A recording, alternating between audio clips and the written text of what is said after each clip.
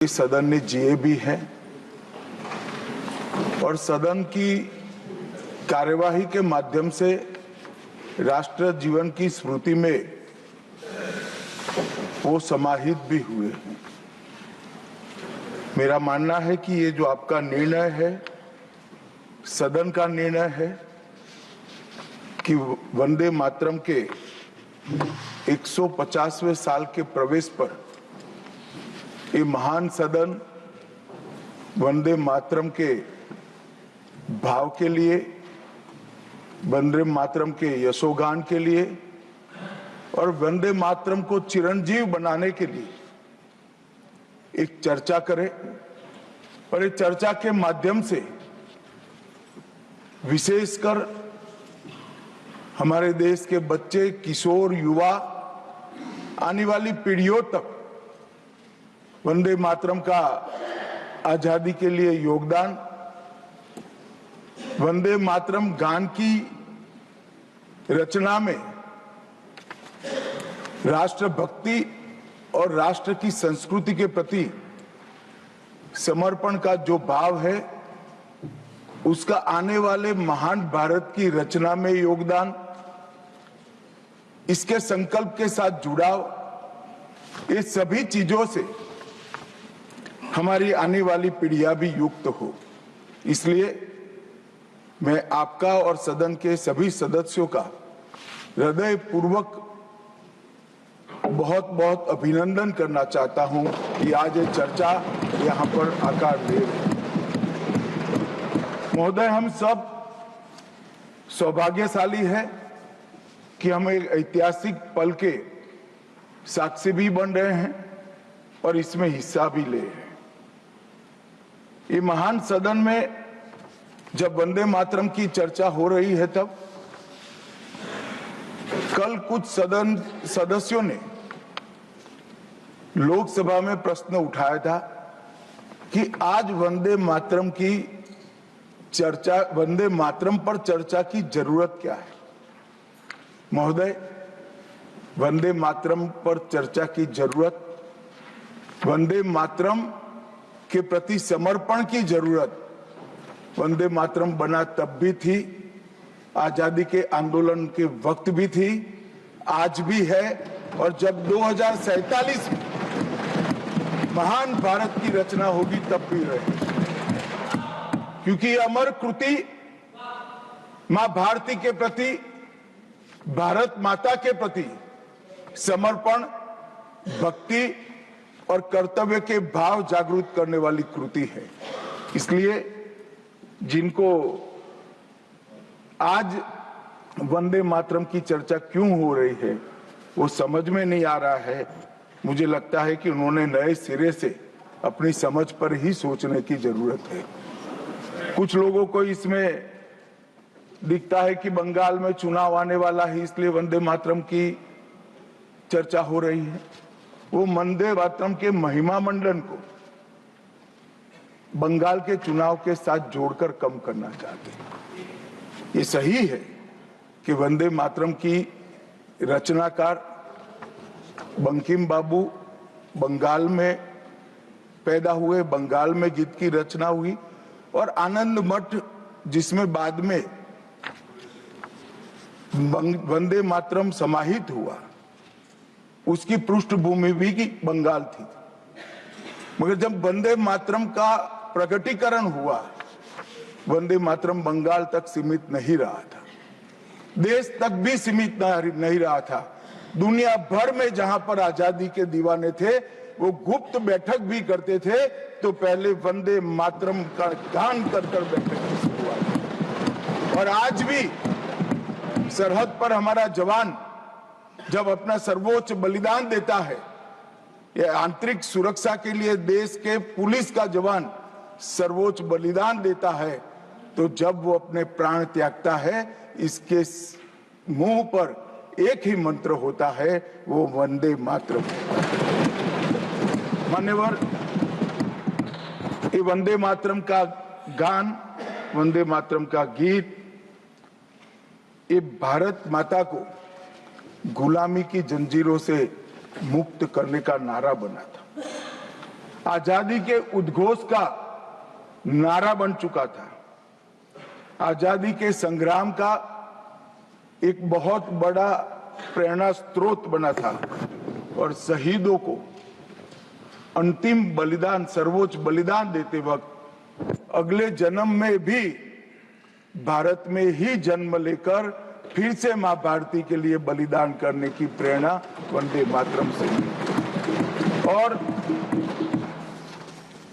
एक चिर पुरातन राष्ट्र को अनेक सदियों तक अपनी संस्कृति के रास्ते पर आगे बढ़ाने की प्रेरणा भी कई सारे मनुष्यों को इस वंदे मातरम से मिली। वंदे मातरम की दोनों सदनों में इस चर्चा से, वंदे मातरम के महिमा मंडन से, वंदे मातरम के गौरव गान से हमारे बच्चे, किशोर, युवा और आने वाली कई पीढ़ियां वंदे मातरम के महत्व को भी समझेगी और उसको राष्ट्र के पुनर्निर्माण का एक प्रकार से आधार भी बनाएगी। मान्यवर बंकिम चंद्र चट्टोपाध्याय जी ने 7 नवंबर 1875 को वंदे मातरम की रचना उनकी सार्वजनिक हुई। यह दिन कार्तिक शुक्ल नवमी का था। अक्षय नवमी या जगदात्री पूजा के रूप में यह दिन मनाया जाता है। और जब रचना की तब शुरू में कुछ लोगों को लगा कि एक उत्कृष्ट साहित्यिक कृति है, परंतु देखते देखते देखते वंदे मातरम का एक गीत देशभक्ति, त्याग और राष्ट्रीय चेतना का प्रतीक बन गया, जिसने हमारे आजादी के आंदोलन का रास्ता प्रशस्त किया। और कब वंदे मातरम की रचना हुई? वंदे मातरम की रचना की पृष्ठभूमि हम सब ने जरूर याद करनी चाहिए। उसकी पृष्ठभूमि में सदियों तक इस्लामिक आक्रमण को झेलकर इस देश की संस्कृति और इस देश का इतिहास झंझोड़ने का काम, शीर्ण वीर्ण करने का काम हुआ था। उसके बाद अंग्रेजों ने अपने शासन के काल में, भारत के गुलामी के काल में एक नई सभ्यता, एक नई संस्कृति हमें थोपने का प्रयास किया था। और उस वक्त ये वंदे मातरम का रचना बंकिम बाबू ने की और वो रचना के अंदर बहुत बारीकी से जो हमारी मूल सभ्यता थी, हमारा सांस्कृतिक राष्ट्रवाद था, देश को माता के रूप में कल्पना कर कर, देश की माता के रूप में जो कल्पना की, इसकी आराधना करने की हमारी परंपरा थी, उसको उन्होंने पुनः प्रस्तापित किया था। और इसीलिए ये गीत देखते देखते कोई प्रचार के बगैर, उस वक्त ना सोशल मीडिया था, ना प्रचार के कोई साधन थे, उल्टा जो सरकार थी वो तो उसको रोकना चाहती थी, प्रतिबंध लगाती थी। वंदे मातरम बोलने वालों पर कोड़े बरसाए जाते थे, जेल में डाल दिए जाते थे। फिर भी वो सारे प्रतिबंधों को पार कर कर हर एक व्यक्ति के मन को भी छुआ, आत्मा को भी छुआ और अनेक प्रताड़नाएं झेलते हुए भी वंदे मातरम कश्मीर से कन्याकुमारी तक फैल गया। मान्यवर, ये एक प्रकार से भारत के संस्कृति के प्रति श्रद्धा रखने वाले सभी लोगों का पुनः जागरण का मंत्र बन गया। गुलामी के कालखंड में कई मंदिर, विश्वविद्यालय, कला केंद्र, हमारी कृषि व्यवस्था है, हमारी शिक्षा व्यवस्था, कई सारी लाइब्रेरी अस्त व्यस्त हो गई, तोड़ दी गई, शीर्ण वीर्ण कर दी गई, मगर हमारी संस्कृति, उसके भाव को हमारे जनमानस से कोई नहीं मिला। मगर एक जरूरत थी वो भाव को जागरूक करने की और वो भाव को पुनः संगठित करने की। उसी वक्त बंकिम बाबू ने वंदे मातरम की रचना की और देखते देखते वंदे मातरम का नारा अक्रॉस द कंट्री, पूरे देश में ट्रैवल कर गया मान्यवर, और अंडमान निकोबार की जेलों तक पहुंच गया। उसको ना अंग्रेज रोक सके, ना अंग्रेजों की सभ्यता को स्वीकारने वाले लोग रोक सके। मान्यवर, वंदे मातरम ने एक ऐसे राष्ट्र को जागरूक किया जो अपनी दिव्य शक्ति को भुला चुका था। राष्ट्र की आत्मा को जागरूक करने का काम वंदे मातरम ने किया। यह इसीलिए महर्षि अरविंद ने कहा, वंदे मातरम भारत के पुनर्जन्म का मंत्र है। श्री अरविंद का ये वाक्य, इसका गर्भित अर्थ वो वंदे मातरम की महत्ता को बताता है। मान्यवर, अरविंद घोष ने यह भी कहा कि देश को एक ऐसे मंत्र की आवश्यकता थी और ईश्वर ने उसे साकार करने के लिए ही बंकिम बाबू को इस भूमि पर भेजा था। श्री अरविंद का वंदे मातरम के लिए भाव बच्चे बच्चे के लिए एक प्रेरणा स्रोत बन गया और हमारे आजादी का नारा बन गया। मान्यवर, हमारे देश को जो लोग समझते हैं, लोग जो जानते हैं, वो सभी लोगों को मालूम है कि हमारा देश पूरी दुनिया में एक प्रकार से अनूठा देश है।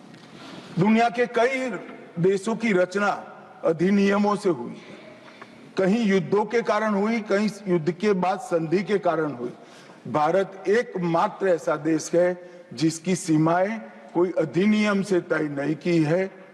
हमारे देश की सीमाएं हमारी संस्कृति ने तय की है और संस्कृति ने इस भारत को जोड़ कर रखा। और इसीलिए सांस्कृतिक राष्ट्रवाद का जो कंसेप्ट था, उस सांस्कृतिक राष्ट्रवाद के कंसेप्ट को, सांस्कृतिक राष्ट्रवाद के विचार को सबसे पहले गुलामी के कालखंड में जागरूक करने का काम बंकिम चंद्र चट्टोपाध्याय जी ने किया। हम पूरे देश को एक बार फिर से देखें तो हमें मालूम पड़ेगा कि हमारे देश को जोड़ने वाला मंत्र हमारी संस्कृति है। हमारे देश को जोड़ने वाली, एक रखने वाला मंत्र हमारी संस्कृति है। और इसी के कारण वंदे मातरम का जो उद्घोष हुआ, उसने सांस्कृतिक राष्ट्रवाद के सिद्धांत को पहली बार एस्टैब्लिश करने का काम किया। जब अंग्रेजों ने वंदे मातरम पर कई सारे प्रतिबंध लगाए, तब बंकिम बाबू ने एक पत्र में लिखा था, मुझे कोई आपत्ति नहीं है, मेरे सभी साहित्य को गंगा जी में बहा दिया जाए। यह मंत्र वंदे मातरम अनंत काल तक जीवित रहेगा। यह एक महान गान होगा और लोगों के हृदय को जीत लेगा और भारत के पुनर्निर्माण का यह मंत्र बनेगा। आज हम देख रहे हैं कि बंकिम बाबू के वो शब्द सच हुए हैं। भले देर से ही सही, ये पूरा राष्ट्र आज सांस्कृतिक राष्ट्रवाद की परिकल्पना को स्वीकार कर आगे बढ़ रहा है। और मान्यवर, हम सब जो भारत माता की संतानें हैं, वो मानते हैं कि ये देश कोई जमीन का टुकड़ा नहीं है। वो उसको हम माँ के रूप में देखते हैं और उसका भक्ति गान भी करते हैं, और वो भक्ति गान की अभिव्यक्ति ही वंदे मातरम है। मान्यवर, आज मैं सदन में जब ये चर्चा हो रही है तब बताना चाहता हूं, वंदे मातरम की रचना में हमारे जीवन में देश की, भारत माता की कल्पना का जो योगदान है, उसको बहुत अच्छे तरीके से भावना के साथ वर्णन किया है। जल, फल और समृद्धि तीनों की दायिनी भारत माता को बताया गया। शोभित पुष्पों से मन को प्रफुल्लित करने वाली भी भारत माता को बताया गया। सरस्वती, लक्ष्मी, दुर्गा, ये तीनों का जो स्वरूप है वो भारत माता है।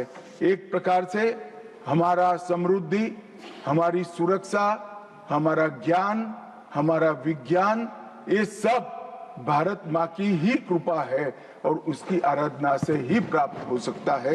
इतना बड़ा एक संकल्प बंकिम बाबू ने रखा। दुर्गा की वीरता, लक्ष्मी की संपन्नता और सरस्वती की मेघा, ये तीनों हमें भारत माँ की कृपा ही दे सकती है, यह मिट्टी ही दे सकती है। इसीलिए इसको बार बार प्रणाम करना चाहिए, माँ को प्रणाम करना चाहिए। मान्यवर,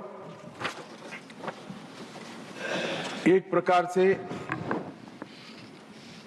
जिसकी उद्घोषणा 150 साल पहले बंकिम बाबू ने की, ये विचार तो बहुत चिर पुरातन है। रामायण के अंदर प्रभु श्री राम ने भी जब उनको सलाह दी गई कि इतनी वैभवशाली लंका है, आप लंका जीत ही लिए हो, तब अयोध्या जाकर क्या करना है, यहीं रह जाते हैं। तब उन्होंने कहा कि माता और मातृभूमि ईश्वर से भी बड़ी होती है, मैं माता और मातृभूमि का त्याग करूं। मातृभूमि के महिमा मंडन प्रभु श्री राम ने भी किया। मातृभूमि का महिमा मंडन आचार्य शंकर ने भी किया और मातृभूमि का महिमा मंडन आचार्य चाणक्य ने भी किया। ये सभी ने समय समय पर हमारे अस्तित्व को मातृभूमि के साथ जोड़ने का काम किया। मातृभूमि ही हमें पहचान देती है, वही हमें भाषा देती है, वही सभ्य जीवन जीने की संस्कृति का आधार बनाती है और वही हमारे जीवन को ऊपर उठाने का अवसर देती है। इसलिए मातृभूमि से ज्यादा कुछ हो नहीं सकता।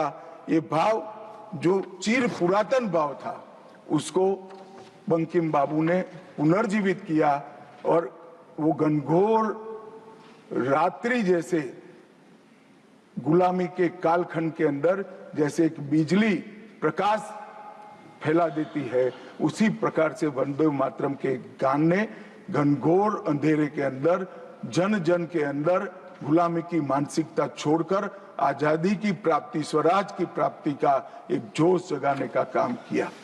मान्यवर, महर्षि अरविंद ने वंदे मातरम को गीत नहीं, हमारी आध्यात्मिक शक्ति का प्रतीक माना। उन्होंने बहुत सुंदर तरीके से वर्णन किया है कि स्थूल, सूक्ष्म और कारण तीनों प्रकार से वंदे मातरम भारत की शक्ति को जगाता है। स्थूल शरीर, वंदे मातरम का उच्चारण हमारी शरीर में शक्ति और उत्साह भरता है। राष्ट्रभक्ति की क्रिया प्रक्रिया शक्ति को जगाती है। सूक्ष्म शरीर हमारे भावनाएं, हमारे विचारों को वो शुद्ध करता है और हमारी चेतना को वो जागरूक करता है। और कारण आध्यात्मिक शरीर में भी उन्होंने कहा कि बंकिम बाबू एक ऋषि चेतना से प्राप्त मेघा से ही वंदे मातरम की रचना किए हैं।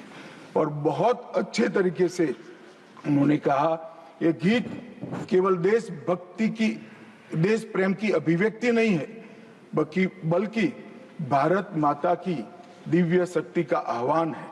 भारत की मूल चेतना, सनातन शक्ति, उसको पुनर्जीवित करने का ये वंदे मातरम मंत्र है।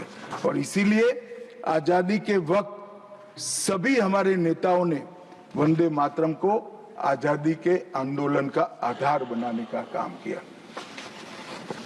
कई सारे हमारे आजादी के संग्राम के सेनानी जिनको अंग्रेजों ने फांसी पर चढ़ाया, इस सब में एक चीज सामान्य निकल कर आती है, तो फांसी के तख्ते पर चढ़ते चढ़ते जो शहीद अंतिम शब्द बोले, वो सभी के मुंह से वंदे मातरम ही निकला। स्वदेशी का आह्वान करना हो, विदेशी माल का बहिष्कार करना हो, राष्ट्रीय शिक्षा का आह्वान जगाना हो, हर वक्त राष्ट्रभक्ति जगाते वक्त वंदे मातरम का उद्घोष इस देश ने सुना भी, इस देश ने महसूस भी किया। पंजाब के गदर आंदोलन में वंदे मातरम के शीर्षक से कई पर्चे बांटे गए। महाराष्ट्र में वंदे मातरम के विशेष अंक गणपति और शिवाजी के उत्सव में बांटे जाते थे। तमिलनाडु में सुब्रह्मण्यम भारती जी ने तमिल अनुवाद कर हिंद महासागर को भी क्रांति की चेतना से आंदोलित कर दिया था।